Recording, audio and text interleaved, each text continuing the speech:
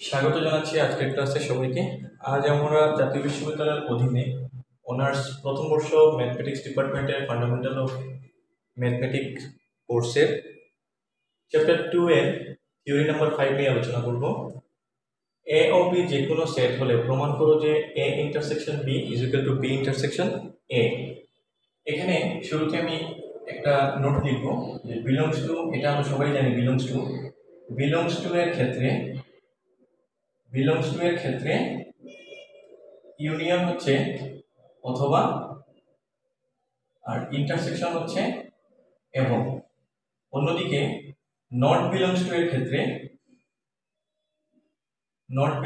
ক্ষেত্রে ইউনিয়নটা হয়ে যায় এবং উল্টে যায়, এবং ইন্টারসেকশনটা হয়ে যায় অথবা। এটা আমাদের একটু মনে রাখা লাগবে।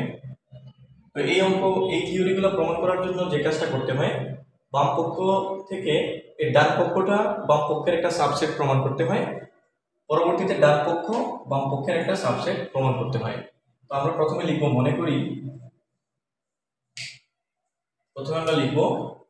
মনে করি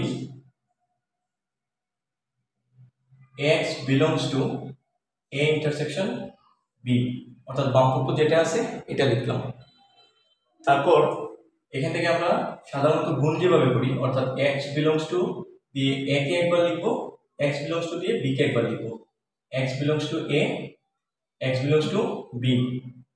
এখানে আমি মাঝখানে জায়গা রেখেছি কারণ ইন্টারসেকশনের বদলে আমি কি লিখবো, বিলংস টু আছে এখানে।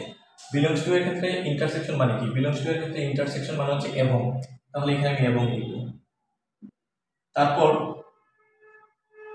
x belongs to b টাকে আমরা প্রথমে নিয়ে আসি, x belongs to b এবং x belongs to a কে আমরা শেষে নিয়ে যাই। এটা করাই যায় কারণ x belongs to a এবং x belongs to b যে কথা, x belongs to b এবং x belongs to a একই কথা। এখন x belongs to দুই জায়গাতেই আছে, তাহলে আমরা কমন নিয়ে নিচ্ছি।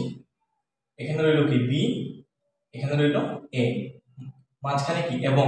belongs to এর ক্ষেত্রে এবং এর পরিবর্তে কি লিখবো আমরা, ইন্টারসেকশন। তাহলে আমরা কিন্তু ডান পক্ষটা পেয়ে গেলাম, b ইন্টারসেকশন a, আমাদের ডান পক্ষ b ইন্টারসেকশন a। অতএব আমরা লিখে দিব বাম পক্ষ যেটা আমাদের a ইন্টারসেকশন b সাবসেট ডান পক্ষ b ইন্টারসেকশন a। একই কাজটা আবার লিখবো, আবার মনে করি, এখন আমরা দেখাবো ডান পক্ষ থেকে বাম পক্ষ। তাহলে আবার মনে করি x belongs to b intersection a, তাহলে x belongs to দিয়ে b কে একবার লিখবো, এখানে একটা ব্র্যাকেট দিয়ে দিই। x belongs to দিয়ে b কে একবার লিখবো, আবার x belongs to দিয়ে a কে একবার লিখবো। x belongs to b এবং x belongs to a। ঠিক আছে, এখানে ইন্টারসেকশনের বদলে এবং কেন লিখেছি, কারণ belongs to আছে। belongs to এর ক্ষেত্রে ইন্টারসেকশন মানে এবং। এখন আমরা আমাদের প্রমাণের জন্য x belongs to a কে আমরা আগে নিয়ে আসি, যেহেতু আমরা বাম পক্ষটা প্রমাণ করতেছি এবং বাম পক্ষে কিন্তু আমাদের a টা আগে আছে, এই কারণে এই x belongs to a কে আমরা আগে নিয়ে আসলাম এবং x belongs to b। এখন x belongs to a, x belongs to b দুই জায়গাতেই x belongs to আছে, তাহলে x belongs to কমন নিলাম। এখানে রইল কি a, এখানে রইল b, আর belongs to এর ক্ষেত্রে এবং মানে কি, ইন্টারসেকশন। এটা হচ্ছে আমাদের কি, বাম পক্ষ। অতএব আমরা লিখে দিতে পারি যে b intersection a subset a intersection b। এই যে দুটো সমীকরণ পেলাম, আমরা প্রথমে যেটা প্রমাণ করেছি এটাকে 1 দিতে পারি, এবং এখন যেটা লিখলাম এটাকে 2 দিতে পারি। 1 ও 2 হতে আমরা বলতে পারি a intersection b is equal two b intersection a। এটাই আমাদেরকে প্রমাণ করতে বলেছে।